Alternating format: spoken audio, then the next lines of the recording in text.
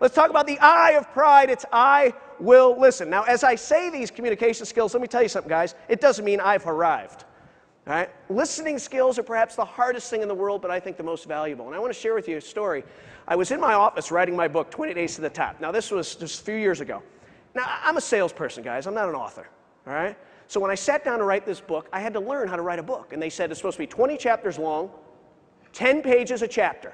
So I said, I'm going to write this book in 20 weeks, which meant I could not start my weekend until I wrote the last word. I made a deal with myself. Well, it's 4:30 in the afternoon, and I'm writing the listening skills chapter of my book, and I wrote 2 pages, and I got nothing else to write about.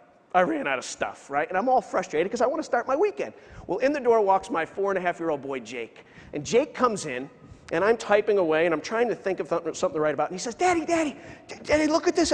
I made this construction paper apple tree at school, and I got to use the Elmer's glue, and Miss Smith said I could use the scissors, but not the sharp ones because you could cut yourself. And he's talking. He's giving his greatest sales presentation. I'm pulling the patented faker listening technique. You know this one, right? You just kind of, and you'll throw out a couple words to make them think you're with them. You'll say, oh, glue, scissors, Smith, right?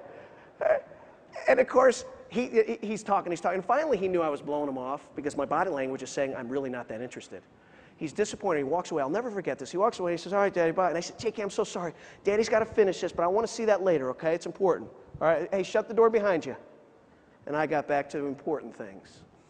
8:30 that night, I finished, typed my last word, went through spell check, this editing software, and I started reading what I wrote. And it said, don't ever fake listen, especially with your most important customers. They'll know you're faking and they won't forget it. And I read that and I said, got it? I ran out to that kitchen. I said, Jakey, I'm sorry. Oh, you got your jammies on. That's good. Hey, Jake, I'll tell you what. I want to see that. Let me see that. And of course, what's he do? No, it's okay, Daddy. Jake, come on. I want to see it. It's real important. You said you got to use the glue and the scissors? No, it's okay. I already showed it to Mommy.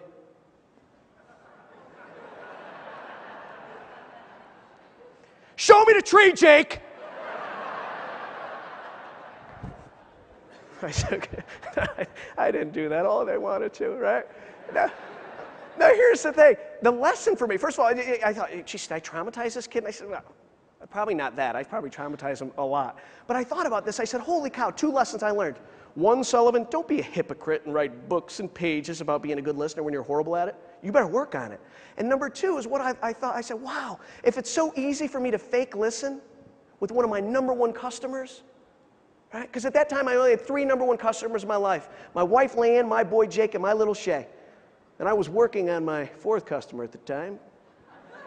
Who says cold calling can't be fun? Right. And I thought about this. I said, if I'm so bad listening with them, how am I with the people I only kind of care about? So I made a commitment. I said, I know we're all tired. We come home, big busy days, and we need me time. We need me time. But then I thought, if American Family Insurance CEO called me, at any time, would I say, sorry, Dave, it's me time.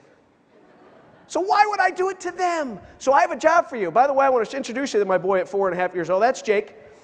My wife says, why do you use that picture? He looks like Chucky from the horror movie. Right? But I have a job for you. You're all getting an opportunity to go home today, or many of you. I want you to go home and I want you to find one of your #1 customers, and I want you to ask this question. Am I a good listener? And when they're telling you, don't fake listen. Don't think about what you're going to say next. In fact, you're not allowed to say anything next except thank you. And the habit that you will create is when I ask questions, I'm doing it because I want to learn. And that's a habit that will make you a better friend, a better parent, a better brother, sister. But you know, more importantly, it's not more importantly. Actually, the spin-off is you're just going to be better with other people. And that will lead to referrals and current customers and stealing customers from the biggest competitors. So try it with your family.